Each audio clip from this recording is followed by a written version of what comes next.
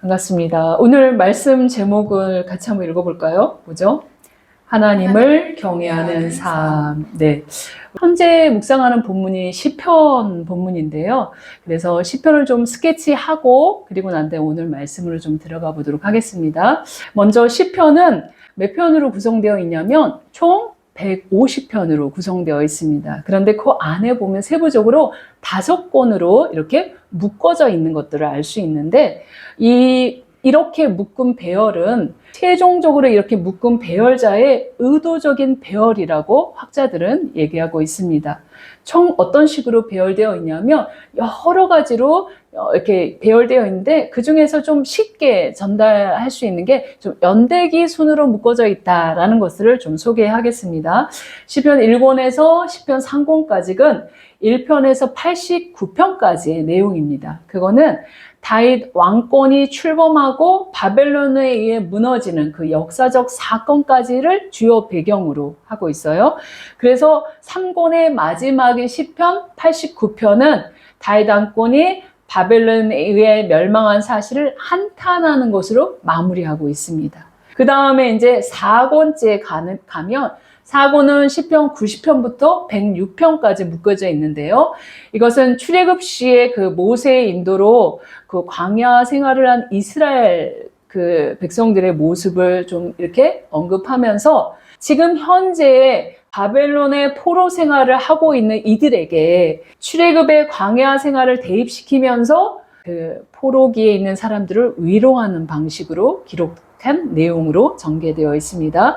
그래서 4권 마지막인 시편 106편을 보면 바벨론의 포로로 끌려간 사람들이 다시 시온, 다시 예루살렘으로 돌려보내달라고 하나님 앞에 간구하는 걸로 마무리하고 있습니다. 또한 마지막 권이 시편 5권을 보면 시편 107편부터 150편까지 한 묶음인데요. 이것은 바벨론의 포로 생활을 돌아온 포로 후기 상황. 그런데 그 포로 후기 상황이 여전히 우리가 독립국가가 아니고 제국의 압제 아래에 있단 말이에요. 그런 그 상황에서 이 공동체가 하나님 나라가 임하는 걸 그렇게 강구하면서 끝맺는 것이 마지막 5권의 내용입니다. 이렇게 총 5권을 묶어서 시작하는 시편 1편과 2편이 시편 전체의 서론이라고 학자들은 이야기하는데 그 전체를 이끌어가는 해석적 가이드를 시편 1편과 2편에서 주고 있기 때문에 그렇습니다. 바로 시편 1편은 뭐라고 합니까? 복 있는 자는 그 마음에 하나님의 말씀을 새겨서 그 말씀대로 따라가는 사람이 복 있는 사람이다. 그렇게 말씀하시면서 시편 2편은 하나님에 의해 기름 부음 받은 왕, 바로 시온에서 그분이 통치하실 것이라고 얘기하시면서 종말의 메시아에 의해 이루어질 하나님 나라의 통치의 수혜자들은 바로 시편 1편에서 말한 하나님의 말씀인 율법을 지키며 따르는 자들이 그 하나님의 왕의 통치, 하나님 나라의 통치 대상이 될 것이다 라고 말씀하고 있습니다. 그래서 이렇게 전체적인 시편의 틀 안에서 오늘 말씀이 시편 112편입니다. 그러면 시편 5권의 범위 안에 들어가 있는 것이죠. 근데 시편 5권은 또 그걸 세부적으로 더 엄밀히 들어가면 107편부터 145편이 5권입니다. 그리고 146편부터 마지막 150편까지는 할렐루야 할렐루야 하면서 할렐루야 시로 분리하고 있는데 바로 그게 시편의 후렴으로 사용하는 내용입니다. 그래서 5권을 자세히 들여다보면 동시명 구조예요. 이게 굉장히 치밀하게 구조적으로 기록되어 있거든요. 동시명 구조로 그 중심의 축이 뭐냐면 여호와의 율법을 노래하는 시편 119편입니다. 그래서 그 좌우로 마음의 율법에 새길 것을 강조하면서 그 좌우에 시온 순례시로서 120편에서 134편, 바로 바벨론에서 시온으로 돌아오게 하신 하나님을 찬양하면서 시온산에 올라가는 그런 내용으로 배치되어 있습니다. 그래서 시온의 축복은 바로 누구라고요? 마음에 하나님의 말씀을 새긴 자가 하나님의 축복을 받는 자들이다 라는 것들을 이렇게 밝히고 있습니다.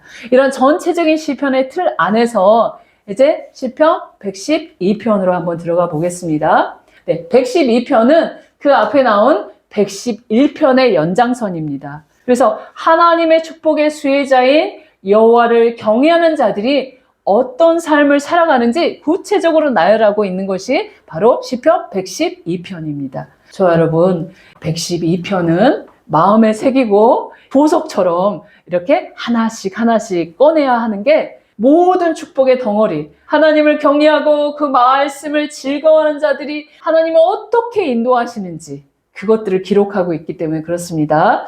우리 오늘 이렇게 자세히 경청하면서 한번 들어가 봅시다. 첫 번째, 복 있는 사람은 뭐라고 얘기합니까? 같이 읽어봅시다. 여호와를 경외하고 그 계명을 크게 즐거워하는 자.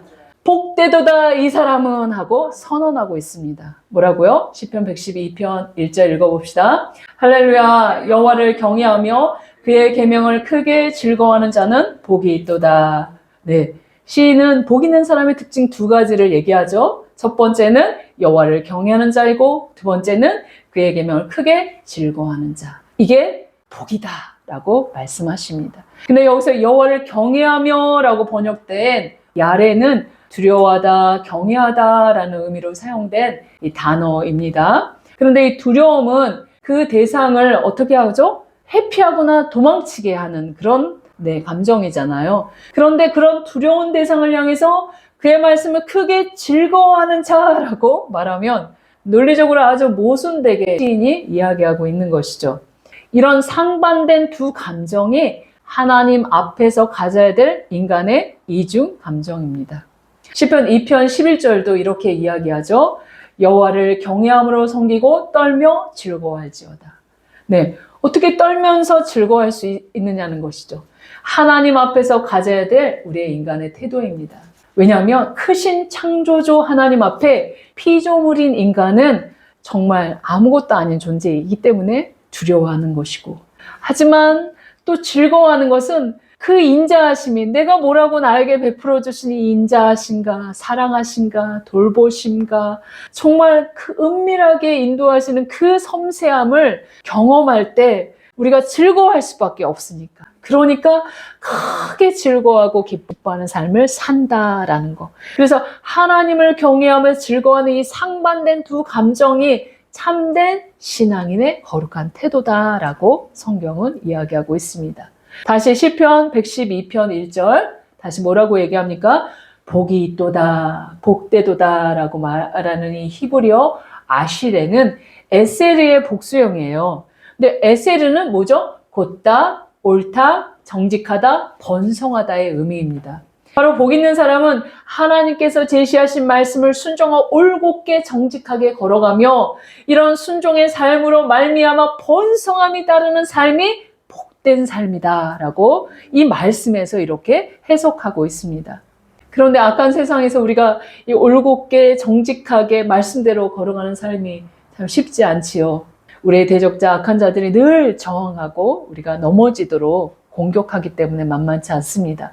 그렇게 크고 작은 일들 중에서 기뻐할 수 없는 환경적 고난과 왕따와 소외와 물질적인 손해 등 여러 가지 갈등 상황에 우리가 직면해 있지만 그럼에도 불구하고 그 흔들리는 상황과 그 흔들리는 심령 가운데서도 사람이 알아주지 않아도 오직 여호와를 두려움으로 그 말씀을 신뢰함으로 그 말씀이 제시하는 삶을 묵묵히 걸어가는 삶, 그런 사람이 복되도다 그 사람이라고 하나님은 감탄하고 있습니다. 하나님 너무나 그런 분들을 귀하게 여기시는 것이죠. 그런데 저 개인적인 에피소드를 이야기한다면 여러 번 했기 때문에 잘 아시는 분도 있겠지만 처음 듣는 분도 있을 거예요.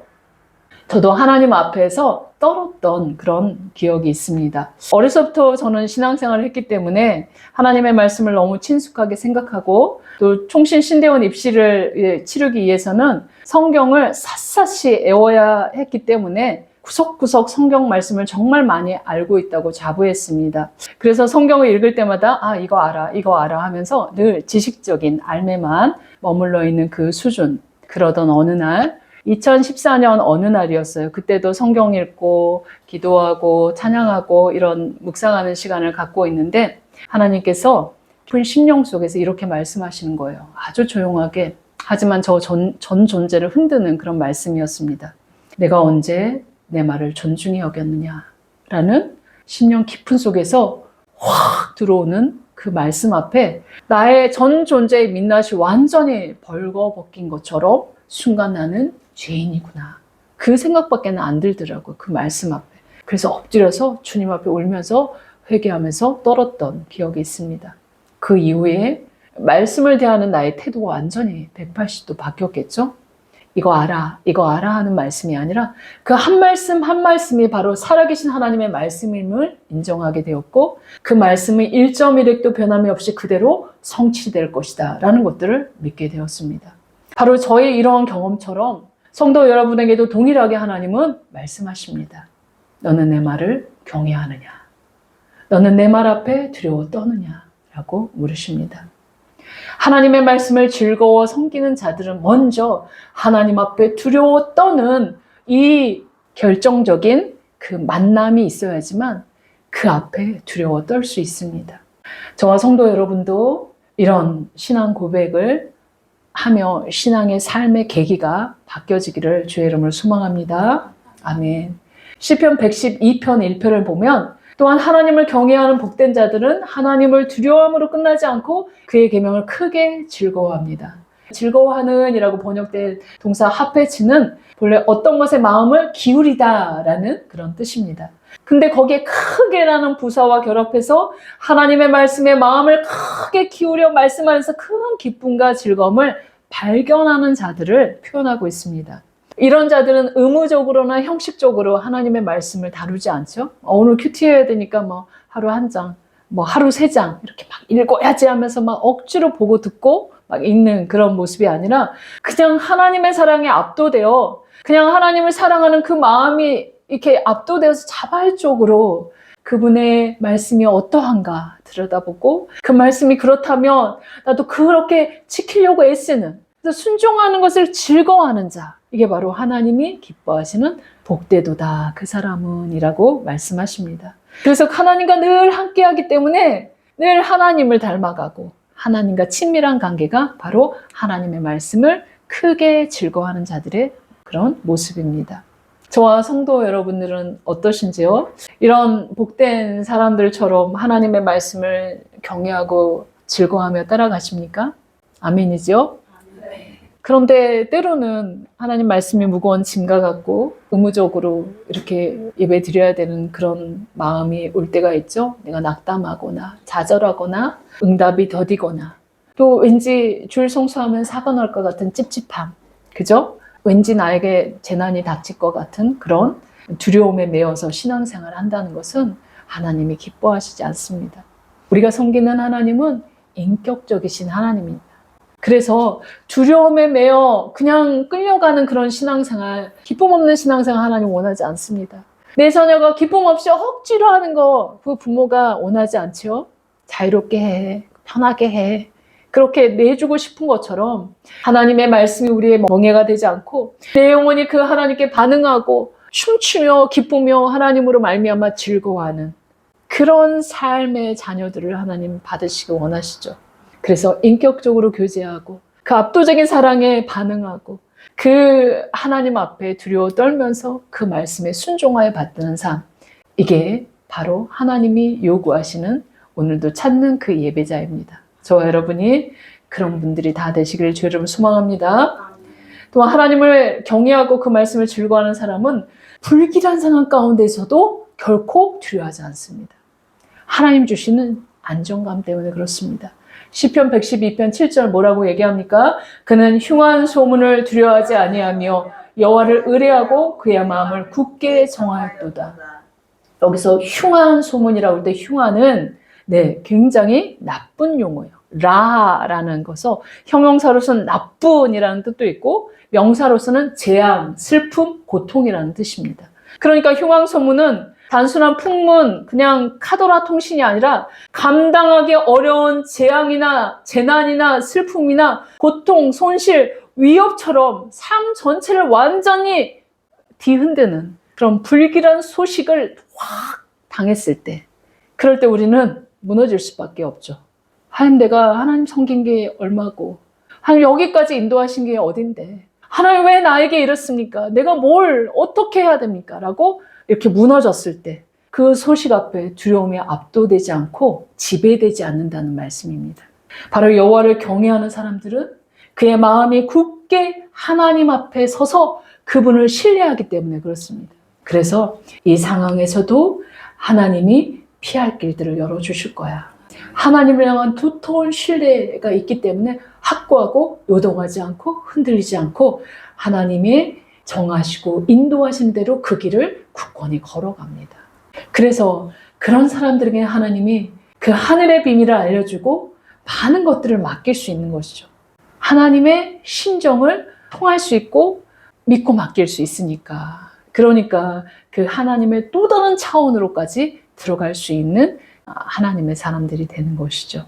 저와 여러분이 어떠한 소문과 어떠한 불안정한 그런 상황 가운데서도 두려움 없이 반석처럼 주님 안에서 이 일들을 내가 감당하며 하나님이 피할 길을 열어주실 때까지 거기서 버티고 견디고 주님을 신뢰함으로 찬양하기를 주의 이름을 소망합니다. 아멘. 이제 이렇게 하나님을 경외하고 그의 말씀을 즐거워하는 자들, 이런 정체성을 얘기했다며 이제 그런 자들이 받는 복에 대해서 나열하고 있습니다. 그런 자들이 받는 복, 시편 112편은 굉장히 자세하게 진술하고 있는데요. 첫 번째는 그 당대뿐만 아니라 그의 후손들에까지 그 복이 이어집니다. 시편 112편 2절입니다. 같이 읽어봅시다. 그의 후손이 땅에서 강성하며 정직한 자들의 후손에게 복이 있도다. 네.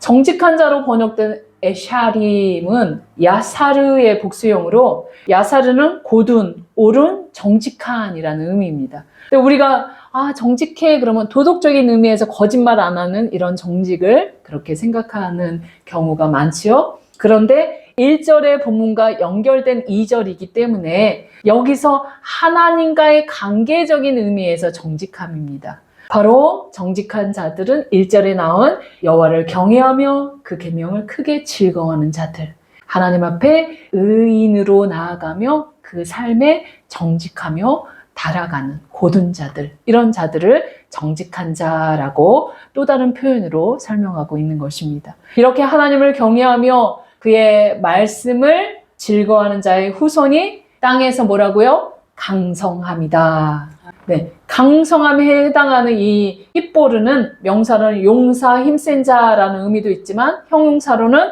강한, 빼어난 이라는 의미가 있기 때문에 하나님을 경외하며 그의 말씀을 순종함으로 기뻐하는 자들의 그 후손들은 빼어나며 용사처럼 선한 영향력을 끼치며 사는 복된 삶으로 살아갈 것이다 라고 후손의 복까지 이렇게 약속하고 있습니다.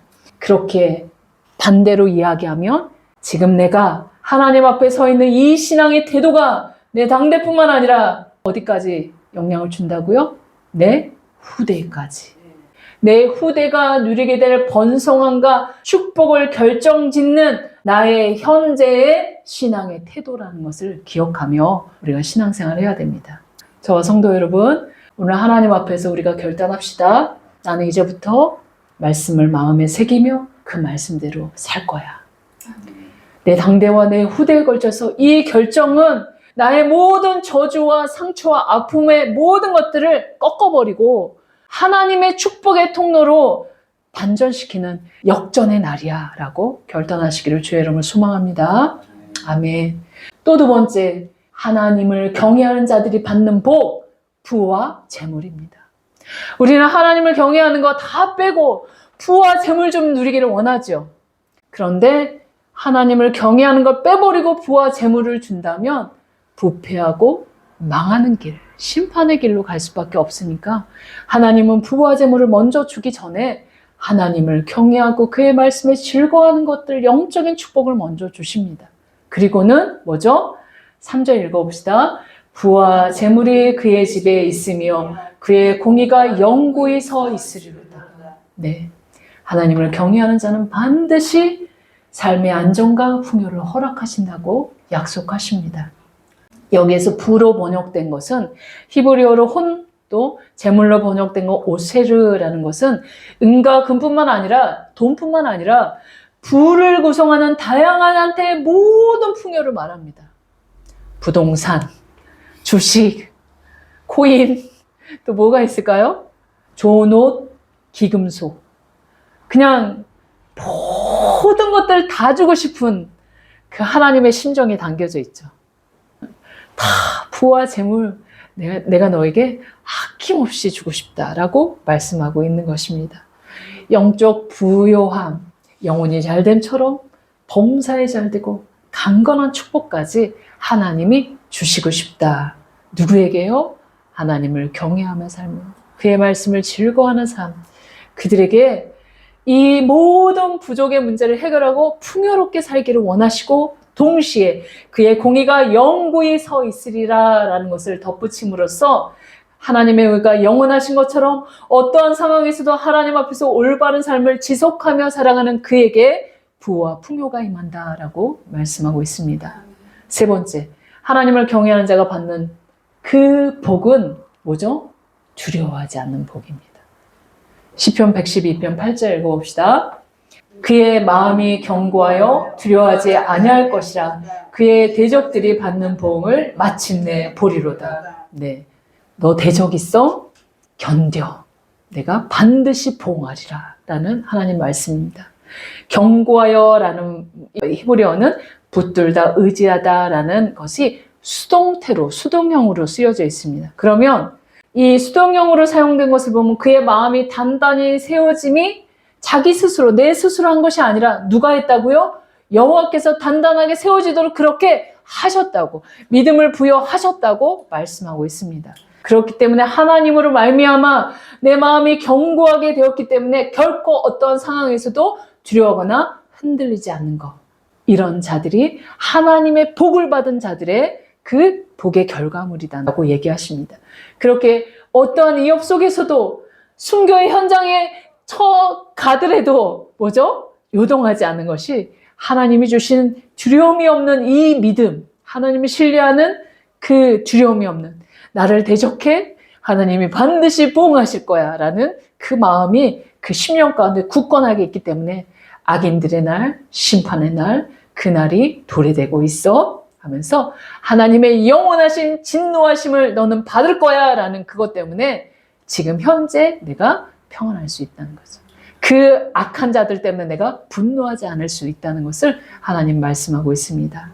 이렇게 하나님의 여호와를 경외하는 자에 받는 복, 뭐죠? 후손이 잘 되고 부와 재물을 주시고 의가 영구히 쓰고 어떠한 상황에서도 두려워하지 않고 하나님이 믿음 주시기 때문에 그렇게 이끌고 갈 거야 라고 복을 약속하시고 그런 자들의 특징을 또 이야기합니다. 세 번째로 하나님을 경외하는 자들의 특징 뭐죠? 인애와 공의를 행합니다. 하나님을 닮았으니 당연히 자비롭고 의롭게 살아가는 것이죠. 시편 112편 4절입니다. 같이 한번 읽어봅시다. 정직한 자들에게는 흑암 중에 빛이 일어나나니 그는 자비롭고 긍휼이 많으며 의로운 이로다. 네, 하나님을 경외하고 그 말씀을 즐거워하는 자들은 어두운 현실 속에서도 고통 가운데서도 하나님께서 결코 버려두지 않는다라는 약속의 말씀입니다. 흑암 중에서 빛, 바로 빛으로 고난과 혼란을 뚫고 빛이 오며 어둠이 순식간에 물러가듯이 하나님이 늘 은혜 베푸시고 때마다 일마다 그 상황 가운데 개입하셔서 하나님이 이끌어 가시겠다는 그런 약속의 말씀입니다. 그런 자들은 그렇기 때문에 그 하나님을 닮아서 어떠한 상황에서도 자비롭고 공의롭게 모든 일 처리를 하며 살아간다라고 말씀하십니다. 또한 하나님을 경외하는 사람의 특징 뭐죠? 이웃을 향해서도 그 하나님의 성품이 드러나는 삶을 살아갑니다. 시편 112편 5절입니다. 같이 읽어봅시다. 은혜를 베푸며 구워주는 자는 잘되나니 그 일을 정의로 행하리로다. 도움이 필요한 사람에게 자신의 것을 아낌없이 풀로 행한다는 것이죠. 은혜를 구워주고 베풀고 사회적인 약자나 고아나 가부 나그네들에게 자비와 긍휼을 베풀 때 오른손이 하는 것을 왼손이 모르도록 하나님만이 알도록 그 풍성함이 흘러가도록 복의 통로로 쓰임 받습니다. 왜냐하면 하나님의 자비로우심의 성품을 드러내는 삶을 살아낼 수밖에 없기 때문에 하나님의 그 은혜를 받아 누렸기 때문에 그 하나님의 영광을 반영한 삶을 그대로 반사하며 사는 거예요. 그렇게 이 사람을 수식하는 단어가 뭐죠? 은혜라고 말합니다. 바로 히브리어로 은혜는 토브입니다. 하나님이 창조 세계를 만드시고 보시기에 좋다라고 할 때 토브. 보시기에 선하다라고 말할 때 토브 하면서 기뻐하시는 그 말이 토브입니다. 그래서 하나님은 우리를 만들 때 하나님의 대리 통치자로 하나님이 만드신 이 창조 세계를 하나님의 의도대로 그 선한 상태로 계속해서 유지하고 발전시키기 위해서 우리 인간을 만드시고 대리 통치자로 세워주셔서 그 상태가 유지되도록 토부 보시기에 좋다라고 말씀하신 상태로 그렇게 우리가 순종하여 받으니까 우리를 보니까 좋다, 선하다라고 말씀하고 있는 것입니다. 바로 하나님의 선하심을 닮은 모습이죠. 그리고 우리의 삶이 늘 불의와 타협하지 않습니다. 내 일을 처리함에 있어서도 늘 하나님 보시기에 반듯하고 공정하게 그렇게 처리합니다. 그들에게 행해지는 선하심과 공의로우심이 바로 뭐라고요? 하나님의 성품. 이 성품이 우리에게만 머물지 않고 누구한테 흘려간다고요? 이웃에게. 네. 그래서 은혜와 하나님이 주신 재정의 풍성함이 늘 하나님만 보시고 사람들은 모르게 그렇게 흘려보내가는 축복의 통로가 됩니다. 저와 여러분이 이런 복의 통로가 되시기를 주의 이름으로 소망합니다. 또한 하나님을 경외하는 자의 특징, 은혜를 베풀고 영원한 의를 행한다. 똑같은 말이죠. 네, 시편 112편 9절에 다시 한번 반복하고 있습니다. 읽어봅시다. 그가 재물을 흩어 빈궁한 자들에게 주었으니 그의 의가 영구히 있고 그의 뿔이 영광 중에 들리리로다. 네, 의인들, 정직한 자들의 삶은 가난한 자들, 궁핍한 자들에게 자신의 재물을 아끼지 않고 넉넉히 나누어주는 삶을 산다. 여기서 그의 의가 영구히 있다고 표현하는 것을 보면 이렇게 흩어 나누는 삶이 일시적인 선행으로 끝나지 않고 항상 베푸는 삶을 살았다라고 말하고 있습니다. 삶의 목표가 재물을 늘리는 데 목표를 두는 이 이기적인 욕망을 가진 세상 사람들과는 너무 대조적이죠. 그렇게 그의 의가 소멸되지 않고 영원히 남아 그의 의로움을 증거할 것이다 라고 말씀하십니다. 이런 자들은 그의 뿔이 영광 중에 들리게 되는 축복을 받게 될 것이다 라고 하는데 그의 뿔은 하나님이 높이시는 것, 의로운 행위를 기쁘게 보시고 하나님께서 그의 힘과 능력을 부여하시고 존귀하게 높이신다라고 말씀하고 있는 것입니다. 이렇게 하나님의 경외하고 그 말씀을 즐거워하는 자들의 특징, 하나님의 성품을 닮아서 공의와 정의를 행하고 하나님을 닮아서 이웃들에게 흘려보내며 축복의 통로가 된다는 것이 이게 하나님을 경외하고 즐거워하는 자들의 특징입니다. 이렇게 살아가는 그 악인과 의인의 결과물을 얘기하시죠. 네 번째는 의인과 악인의 결말입니다. 삶의 결과, 우리가 70이요 80 살아가는 이 삶의 결과물에 하나님께서 결산한다고 말씀하셨죠. 우리가 숨 끊어지면 썩고 부패하고 그냥 없어지는 그런 존재가 아닙니다. 우리의 영, 하나님이 훅 하고 불어넣은 우리의 그 영혼, 하나님의 숨은 하나님께로 돌아가서 영원토록 하나님 품에 살든지 아니면 하나님과 영원히 떨어져서 진노 아래 있든지 결판이 납니다. 그래서 이 시편 112편은 의인과 악인의 운명의 결말을 대조하고 있는데요. 먼저 시편 112편 6절입니다. 그는 영원히 흔들리지 아니하며 의인은 영원히 기억되리로다. 하나님 앞에 영원히 견고하게 붙들려 있기 때문에 어떠한 혼란이 와도 요동하지 않으며 항상 하나님 안에서 견고하고 하나님께 영원히 기억하신 바 되는 의인은 뭐라고요? 하나님을 경외하고 그 말씀을 즐거워하는 자. 그들은 이 결과가 하나님 앞에서 행한 그의 모든 인생의 행위들, 그것들을 하나님이 기념하고 영원토록 헛되지 않게 사라지지 않게 영원토록 하나님이 기억하신다. 명예의 전당에 그렇게 기록하신다라고. 모든 사람 앞에 공표될 것이다 라고 말씀하십니다. 우리가 홀로 눈물 뿌려 하나님 앞에 헌신한 것들 하나님은 기억하십니다. 그렇기 때문에 결코 헛되이 사라지지 않음을 기억하시기를 주의 이름으로 소망합니다. 그렇지만 악인의 결말은 의인과 다르죠. 시편 112편 10절입니다. 악인은 이를 보고 한탄하여 이를 갈면서 소멸되리니 악인들의 욕망은 사라지리로다. 네, 악인들은 의인이 높아지는 것을 보고 막 증오와 질투와 막 참지 못하는 분노로 막 와 이를 갈면서 막 이렇게 하지만 그들은 이러한 행동도 이를 갈면서 소멸되리라. 악인은 뜨거운 용광로에 새가 녹듯 끝내 지속되지 못하고 완전히 소멸될 것입니다. 그런데 없어지는 것이 아니라 영원토록 소멸되는 그래서 하나님을 경외하는 삶은 남고 자기의 욕망만을 붙들고 자기 멋대로 살아가는 세상 사람들 그들은 결국 그들의 욕심을 붙잡고 하나같이 사라지고 말 것입니다. 그들이 막 붙잡고 막 돈 벌고 사람들을 막 짓밟고 올라갔던 막 바닥바닥 하면서 끌고 모았던 그 모든 것들이 하나같이 소멸되고 사라지고 그는 결국 뭐죠? 심판받아 멸망되고 흔적도 없이 그의 모든 명예들은 사라지고 또 영원토록 꺼지지 않은 불못에서 고통과 고난에 울며 이를 갈며 살아가는 것이 악인들의 끔찍한 결말입니다. 네, 말씀을 맺겠습니다. 시편 112편은 포로우기 상황에서 이 열국이라는 대적자로 인해 신음하는 성도들에게 종말의 메시아가 출현하여 열국들을 물리치고 여호와를 경외하는 자들에게 정말 이 모든 복을 베풀어 주실 것을 약속하시는 그런 내용입니다. 그렇기 때문에 현재의 상황에 낙심하지 마시고 여호와를 경외하며 지속적으로 그의 마음에 하나님의 말씀을 즐거워하는 삶을 사시기를 주의 이름으로 소망합니다. 하나님의 경외하는 자들이 받은 복 뭐죠?